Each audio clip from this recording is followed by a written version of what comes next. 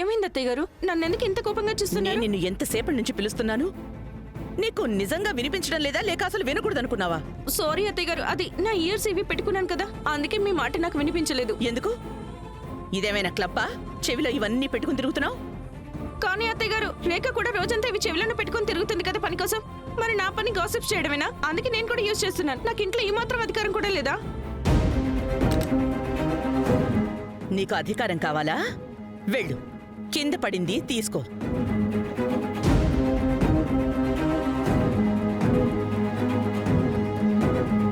ఒక తలనొప్పి టాబ్లెట్ కూడా తీసుకురా. అలాగే. అమ్మా దుర్గమ్మ తల్లి, అన్నీ గుర్తుకొచ్చేస్తున్నాయి. నా గతేం కావాలి? రాఘవా, హ. చూడు, నేను నీకు చెప్పాను కదా, నర్మదని బిజినెస్ విషయాల్లోకి తీసుకురావద్దని. తను నా భయం నిజం చేసేస్తోంది. నువ్వు చూసుండాల్సింది. తను ఏదో ఊహించుకున్న కంపెనీ గురించి వీరేంద్రని ఏవేవో వింత వింత ప్రశ్నలు అడుగుతోంది. అత్తయ్య, మీకు తెలుసా, మీకు నాకు సేమ్ ప్రాబ్లం ఉంది. మన ఇద్దరం చిన్న చిన్న విషయాలకి ఎక్కువ కంగారు పడిపోతూ ఉంటాం. లేదు లేదు లేదు, చిన్న విషయం కాదు. అత్తయ్య, రేఖ డాక్టర్తో మాట్లాడింది. అండ్ డాక్టర్ కూడా చెప్పారు, అమ్మ గనక తన మెదడుకి పని పెడితే హెల్త్ మీద ఎలాంటి ప్రభావం ఉండదంట. అయినా ఈ బిజినెస్ విషయాలన్నీ మీరు వదిలేయండి. నేను మీతో చాలా ముఖ్యమైన విషయం మాట్లాడాలి. ఏం నా మాట్లాడాలనుకుంటున్నావు? మనసులో మాట. మీరు నాతో పాటు రండి. అత్తయ్య, నేను రేఖకి నా మనసులోని మాట చెప్పేశాను. దాట్ నేను తనని ఎంతగానో ప్రేమిస్తున్నాను అని. నిజంగానా? అవునత్తయ్య. తను అక్కడ కిటికీ దగ్గర నిలబడింది. నేను తనతో చెప్పాను, నా వైపుకి టర్న్ అవ్వకు, లేదంటే నేనేం చెప్పలేను అని. అండ్ నేను తన కోసం ఏమి ఫీల్ అవుతున్నానో మొత్తం అంతా తనకి చెప్పేశాను. నేను తనని ప్రేమిస్తున్నానని, నా మనసులో తన మీద ఉన్న ఫీలింగ్స్ అన్ని చెప్పాను. కానీ అత్తయ్య, ఆశ్చర్యకరమైన విషయం ఏంటంటే, నేను తనకు అన్నీ చెప్పాను, కానీ తన దగ్గర నుంచి ఎలాంటి రెస్పాన్స్ లేదు. తనేం సమాధానం చెప్పలేదా? అదే కదా, తను అసలు ఏమీ వినలేదన్నట్టే అనిపిస్తుంది. అలా ఎలా సాధ్యం నానా? నువ్వు తనకి ఒక విషయం చెప్పడం, తను వినకపోవడం. అంటే నా ఇయర్స్కి ఇవి పెట్టుకున్నాను కదా, అందుకే నాకు మీ మాట వినిపించలేదు. రేఖ కూడా రోజంతా ఇవి ఇయర్స్లోనే పెట్టుకుని తిరుగుతుంది కదా పని కోసం. అయ్యో, ఇలా జరుగుండొచ్చు కదా. రేఖ, రాఘవ మాటలు వినలేదేమో. థ్యాంక్ యూ దుర్గమ్మ తల్లి.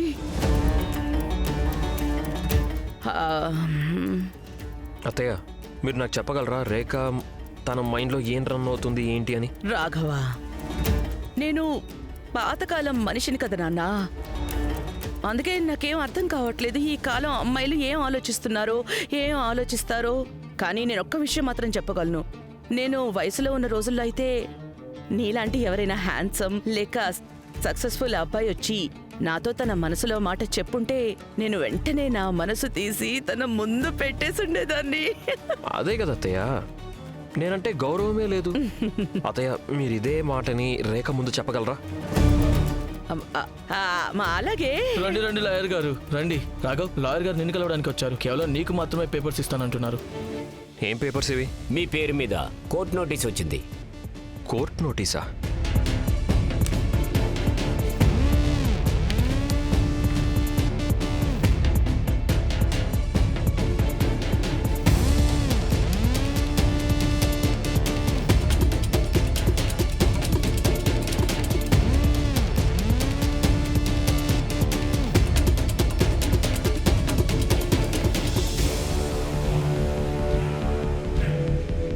రాఘవా,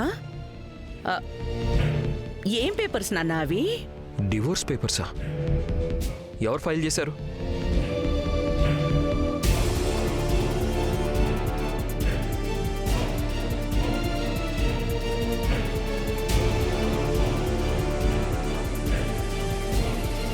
డైవోర్స్ పేపర్సా?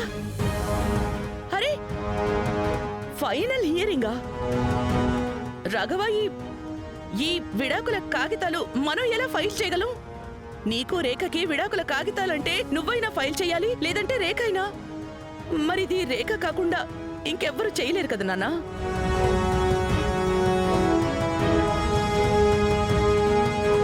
నువ్వు డివోర్స్ పేపర్స్ మీద సైన్ చేసావా? చేసేసాను. ఆ పేపర్స్ ఎక్కడ? ఏది ఇవ్వు. ఆ పేపర్స్ కనిపించడం లేదు.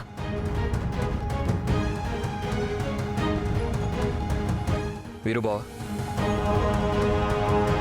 మీరు లాయర్ గారిని సరాసరి నా దగ్గరికి తీసుకొచ్చి మంచి పని చేశారు.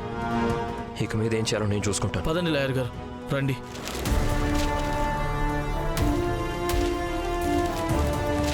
ఎక్కడికి వెళ్తున్నావు రాఘవా? కోర్టుకు వెళ్తున్నాను అత్తయ్య. రేఖకి నాకు డివోర్స్ పేపర్స్ ఎవరు ఫైల్ చేశారో తెలుసుకోవడానికి. ఎందుకు? ప్రపంచం ముందు లోకు అయిపోవడానికా? నువ్వేం మామూలు వ్యక్తివి కావు. రాఘవ సూర్యవంశీవి. నువ్వు ఏం చేసినా ఏం చెప్పినా అవి రేపొద్దున పేపర్స్లో హెడ్లైన్స్లో జనాలు మనల్ని చూసి నవ్వే విధంగా చూపించొచ్చు. కోర్టుకి వెళ్ళి నువ్వేం తెలుసుకుంటావు? నీ భార్య నీకు విడాకులు ఇచ్చింది, నీకది కూడా తెలీదా? అందుకే నువ్వు కోర్టులో ఇవన్నీ అడగడానికి వెళ్తావా? నువ్వు ప్రపంచం ముందు ఫూల్ లాగా కనిపిస్తావు. రేఖ ఇలా ఏం చేయదు అత్తయ్య. ఖచ్చితంగా ఎవరో మాతో ఈ పిచ్చాటలు ఆడుతున్నారంతే. నీకెలా తెలుసు? రేఖ తప్ప ఇది ఎవరు చెయ్యగలరు చెప్పు? వేరే ఎవరైనా ఎందుకు కోరుకుంటారు మీ ఇద్దరికీ డివోర్స్ అయిపోవడం? పోనీలే ఎవరైనా ఇలా చేశారని అనుకుందాం. మరి మీరిద్దరి సైన్ చేసిన విడాకుల కాగితాల వాళ్ళ దగ్గరికి ఎలా వెళ్తాయి? ఇదేం చిన్నపిల్లల ఆట కాదు కదా నాన్నా. కోర్టు విషయం కదా. ఇందులో ఇరు పార్టీల సైన్స్ కావాలి.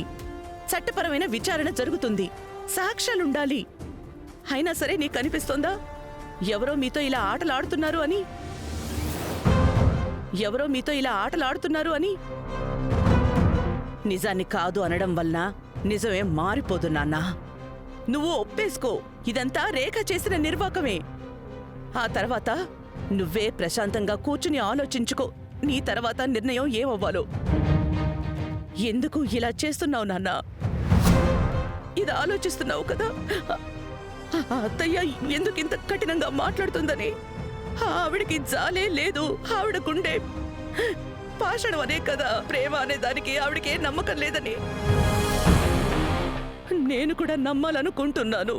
ప్రేమని, బంధాలని నేను కోరుకుంటున్నాను. నా రాఘవ ఇంకా రేఖాల ప్రేమ కథ ప్రపంచం ముందు ఒక ఉదాహరణగా నిలవాలి అని. నీకు తెలుసు కదా నాన్న, నేను రోజు దుర్గమ్మ తల్లిని మీ ఇద్దరి కోసం వేడుకుంటాను. కానీ నా ఆశలడి ఆశలైపోయాయి.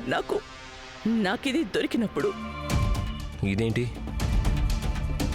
నువ్వు రేఖకి ఏ మొబైల్ అయితే గిఫ్ట్ ఇచ్చావో అది, ఏది ఇచ్చి నువ్వు అంత సంతోషపడిపోయావో అది. ఇది మీ దగ్గర ఎలా ఉంది అత్తయ్య? నేను ఇది పొద్దున రేఖ దగ్గర చూశాను. తను ఇది ఆఫీస్కి తీసుకుని వెళ్ళింది కదా. అది కూడా ఒక నిజమే.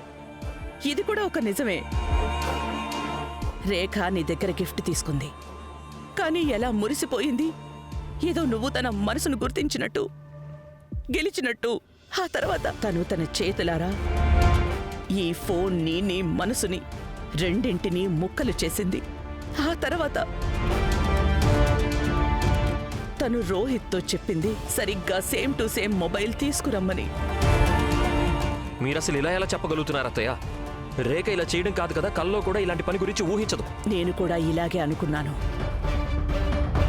కానీ నేను కూడా నమ్మేదాన్ని కాదు. నాకు ఇది దొరకకపోయుంటే, చాకలికి ఇది రోహిత్ షర్ట్లో దొరికి ఉంటే సేమ్ మొబైల్ నెంబర్, అదే రోజు బిల్,